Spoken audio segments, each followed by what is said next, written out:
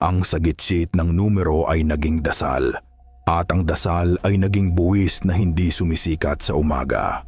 May mga hukuman sa hilaga ng mundo kung saan sinusukat ang bigat ng hininga. Sa alamat na ito, ang kanilang mga mata ay tumingin sa timog, at ang anino sa ating lungsod ay kumislot na parang hayop na nasapol ng liwanag. Narinig ng hukuman ang tangis ng mga mahihirap sa kabila ng halakhak ng halimaw.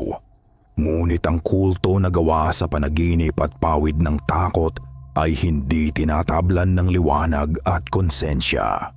Ang kanilang mga bibig ay iisa ang dasal. Bring him home. At sa pagitan ng mga salitang iyon, muling tumawa ang halimaw sa gubat.